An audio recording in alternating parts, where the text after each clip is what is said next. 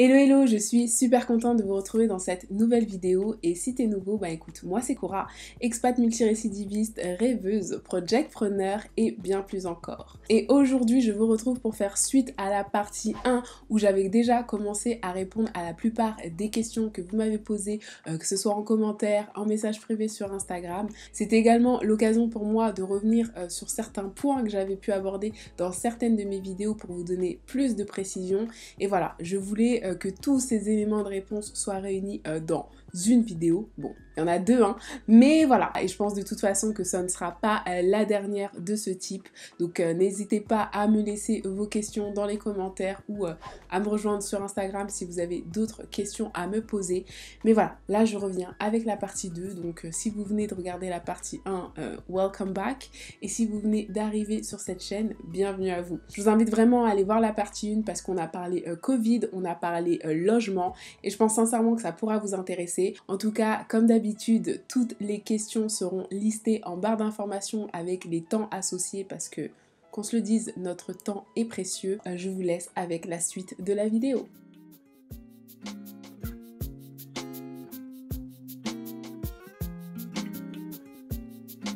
Question suivante qu'on me pose énormément. Après, je comprends pourquoi et j'ai toujours la même réponse, quelle que soit la personne qui me la pose. C'est quel est le budget pour vivre à Toronto?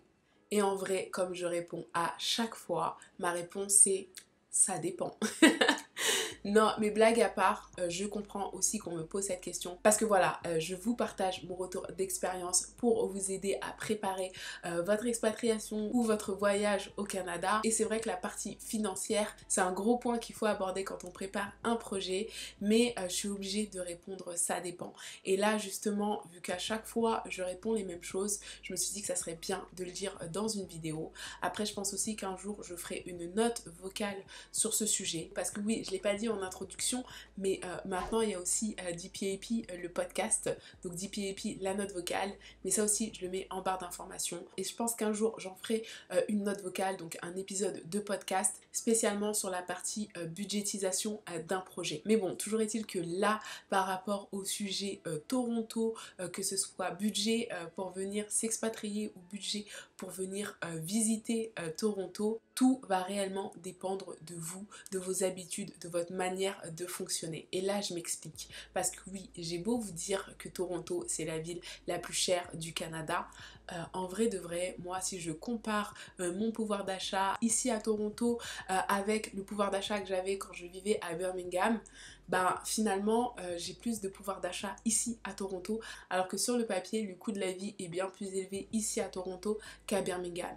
Mais en fait, ce qui fait la différence, c'est mon train de vie, c'est mes revenus, c'est... Enfin voilà, il y a énormément de choses qui rentrent en ligne de compte. Donc concrètement, le budget que vous avez besoin va dépendre de votre projet. Là, je vais me focaliser sur l'expatriation parce que si vous venez en voyage, c'est pas du tout la même chose. Mais voilà, si vous venez dans le but de travailler, de vous loger et vraiment d'y vivre plusieurs mois, plusieurs années, il y a plusieurs points que vous devez prendre en considération. Moi, le premier point que je vous conseillerais de prendre en considération, ça va être l'emploi. Est-ce que vous comptez arriver et directement chercher un emploi? Parce que voilà, va falloir subvenir à vos besoins pendant ces premiers mois si vous décidez de ne pas travailler et de visiter et de profiter. Après, si vous comptez travailler directement, quel type de poste vous visez et quelle est la fourchette de salaire que ce poste propose ici à Toronto, parce que ça va vous donner une idée des potentielles ressources que vous pourrez créer une fois arrivé.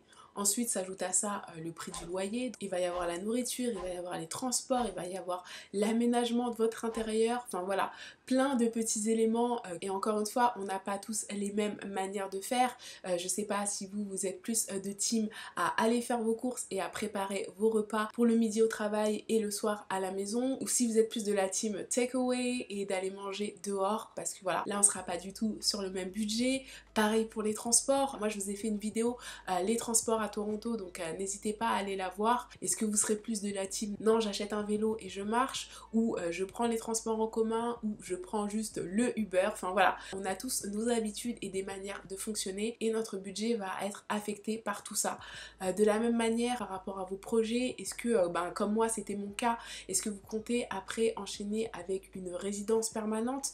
Et ça voilà, c'est pas gratuit, il va falloir aussi le budget budgétiser. Pour certains corps de métier, il va y avoir aussi des équivalences à passer et ça aussi, ça se budgétise.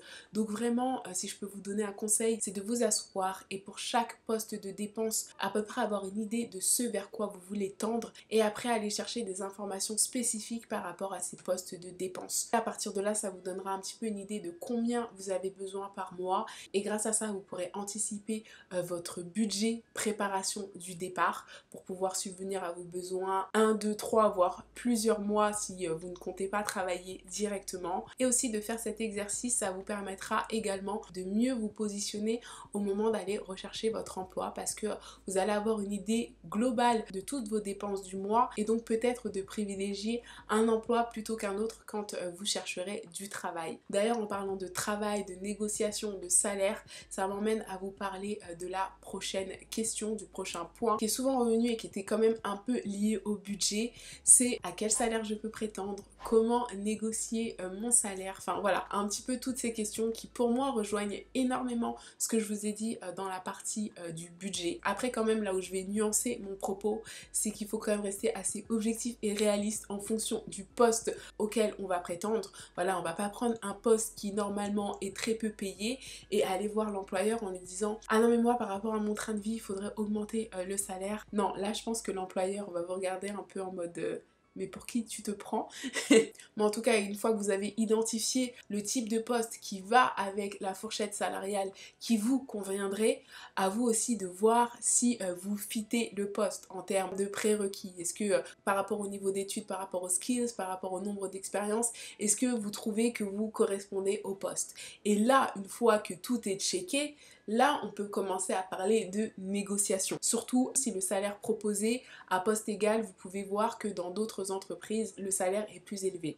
Et là où je vais vraiment vous pousser à négocier votre salaire, et ça je ne l'avais pas dit dans les vidéos que je vous avais faites sur l'emploi, je vous les remettrai aussi en barre d'infos si jamais vous voulez aller les voir.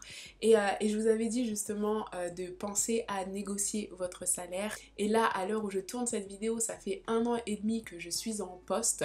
Donc j'ai eu le temps aussi de revoir mon discours. Et c'est vrai qu'aujourd'hui, il y a un conseil que je donne quand je parle emploi à Toronto ou emploi même au Canada en général. Parce que voilà, je vous l'avais dit dans la vidéo par rapport à l'emploi. Mais il n'est pas rare que quand vous commencez dans une entreprise, vous n'ayez que 2 semaines de vacances par an. Moi personnellement, c'est mon cas, mais comme je vous l'ai dit précédemment dans la vidéo, quand je suis rentrée en France, je suis rentrée en France pendant 3 semaines.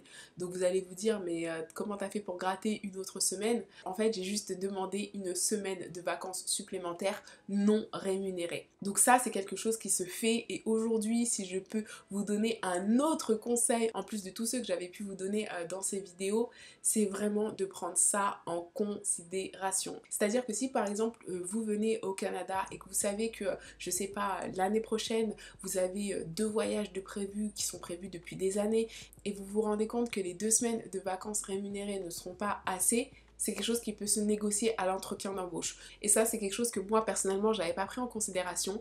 Et là, c'est vrai qu'en parlant avec des collègues, j'ai appris qu'on pouvait négocier des semaines de vacances lors de son entretien d'embauche ou lors de son entretien annuel. Donc là où je veux en venir, c'est que quand on parle de négociation au moment de l'entretien d'embauche, et en l'occurrence, si vous savez que 2 semaines de vacances, ça ne sera pas assez pour vous, essayez de négocier une semaine de vacances supplémentaires. Et si c'est pas possible, essayez de négocier une augmentation du salaire qui vous couvrira pendant ces 2 semaines quand vous ne serez pas là. Après, ça sera à vous de gérer vos finances et de mettre de côté pour couvrir ces 2 semaines quand vous ne serez pas là pour payer votre loyer. Enfin voilà, je pense que vous voyez de quoi je parle. Mais en tout cas, c'est un point également sur lequel je voulais revenir, que ça soit mis dans une vidéo, que vous puissiez l'entendre et que ça reste quand même dans le coin de votre tête. Question suivante, c'est une question à laquelle j'ai répondu mais sans mentir plus d'une 50aine de fois. Après je pense que c'est la question que se posent la plupart des Français qui ne parlent pas bien anglais et qui veulent venir à Toronto. C'est est-ce que c'est une bonne idée de venir à Toronto si je ne parle pas bien anglais? Alors, on va s'asseoir, on va se poser, hein, même si la vidéo va durer longtemps, prenez de quoi boire, là je vais parler. Non mais blague à part, cette question elle est tellement revenue et là encore je me suis dit que fallait que j'en parle dans une vidéo parce que si vous êtes aussi nombreux à vous poser cette question, vous n'êtes pas les premiers, vous ne serez pas les derniers et voilà, on sait très bien que notre temps est précieux, donc j'ai décidé de me répéter, mais cette fois vous pourrez replay autant que vous voudrez. Donc vraiment pour tous ceux qui ont le projet, le rêve de venir à Toronto, que ce soit pour des vacances ou pour s'y installer, et qui se posent la question de savoir est-ce que je devrais tenter Toronto parce que mon niveau d'anglais n'est pas bon, ou est-ce qu'il vaut mieux pour moi d'aller à Montréal. Donc concrètement, moi ce que je réponds à chaque fois, et je pense que vous allez en avoir marre de cette réponse, mais tout dépend de vos projets. Et je m'explique parce que si dans ton projet tu as besoin de la langue anglaise, tu as besoin de développer ton niveau d'anglais, tu as besoin d'être fluent, ou juste que ton rêve tout court c'est de vivre à Toronto, ne te limite pas à cause de la langue. Non, vraiment, je sais que dit comme ça, ça peut paraître facile, en mode bah oui, c'est facile à dire, elle parle anglais, donc c'est pour ça. Moi personnellement, quand je suis partie vivre en Angleterre, je ne parlais pas anglais. Franchement, mon anglais était catastrophique. Mais voilà, mon objectif il était clair. Moi, je vais en Angleterre pour apprendre l'anglais, donc je vais me donner les moyens de mes ambitions. Après, voilà, l'Angleterre, tout le monde parle anglais, il n'y a pas de zone francophone et de zone anglophone.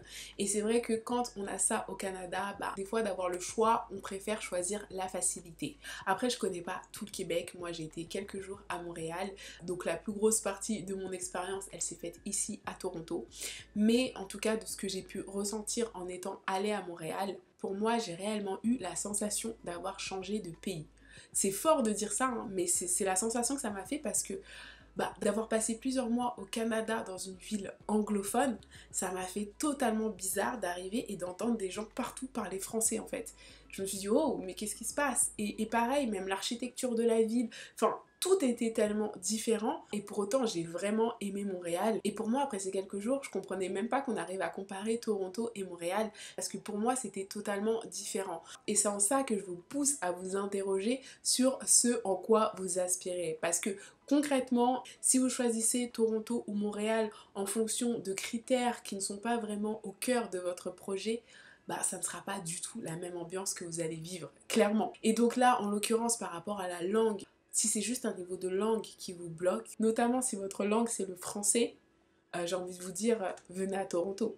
Et je vous dis même pas ça juste pour faire la pub de Toronto, hein, même si vous connaissez mon amour pour cette ville, mais c'est juste que stratégiquement parlant, vous avez plus de chances et d'atouts à venir à Toronto que d'aller à Montréal. Parce que je vous l'avais dit dans la vidéo, je crois que c'était la partie 1 de l'emploi au Canada, le pays est bilingue. Que ce soit les services, que ce soit sur les produits, tout est écrit à la fois en anglais et en français. Là, je prends mon téléphone pour appeler un service client, à tous les coups, je vais avoir l'option d'avoir le service en français ou d'avoir le service en anglais. Après certes, d'avoir un bon niveau d'anglais, ça va vous aider dans vos échanges au quotidien, mais juste le fait d'être immergé dans un environnement anglophone, vous allez être amené à pratiquer. Donc votre anglais va s'améliorer. Alors que si votre objectif c'est toujours d'améliorer votre anglais, mais vous choisissez d'aller à Montréal, là l'histoire elle va être différente parce que ça va être à vous d'aller faire l'effort de trouver des gens pour parler en anglais, pour pratiquer. Et contrairement au côté anglophone où il y a peu de gens, je trouve en tout cas,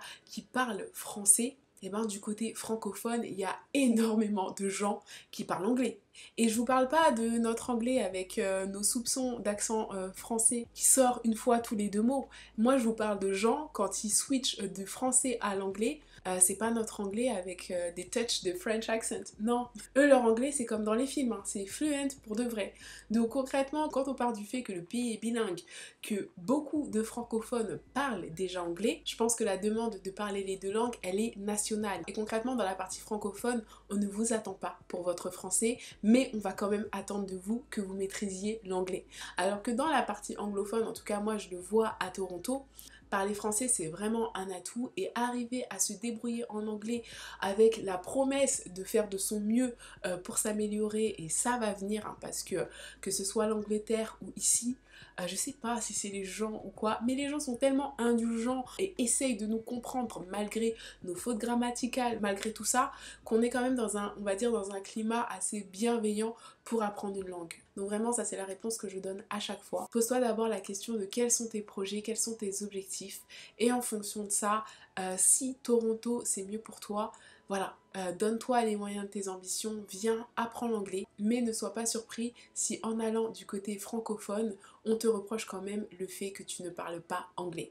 Donc voilà, les cartes, elles sont entre vos mains, à vous de vous poser les bonnes questions, à vous de prendre votre décision, mais il faut garder en tête, et pas seulement pour un projet d'expatriation, hein, pour nos projets en général, que nos points faibles sont juste des pistes d'amélioration, et il faut vraiment pas que ça nous bloque. Aujourd'hui, il y a énormément de moyens d'améliorer son anglais, et pour moi celle qui a le mieux fonctionné, ça a été de vivre dans un pays anglophone. De toute façon, je reviendrai bientôt pour vous parler justement de comment j'ai appris l'anglais et de vous donner des tips pour apprendre une nouvelle langue, parce que le chemin n'a pas été si simple que ça. Je viens de loin et je suis encore très loin du niveau que j'aimerais, mais en tout cas choisir la facilité, ça n'est pas toujours un raccourci. Bon, je vais m'arrêter là pour cette vidéo parce que j'ai beaucoup trop parlé. J'avais énormément de questions aussi qui concernaient l'hiver que je n'ai pas traité, mais ça c'est dans le coin de ma tête depuis le jour où j'ai mis les pieds au Canada. Je vous prépare une vidéo spécialement dédiée à l'hiver parce que vous le savez, je suis une frileuse qui s'est expatriée au Canada et je pense que juste ça c'est un sujet à lui tout seul. Donc je ne vous oublie pas et je vous prépare ça. Et en attendant de vous retrouver dans une prochaine vidéo ou dans une prochaine note vocale, je vous souhaite plein de bonnes choses, beaucoup de réussite et surtout n'oubliez pas, dream, plan, act and be patient. See you soon. Bye bye. No matter what, you my number one, you can count on me. I got you back, I got you back.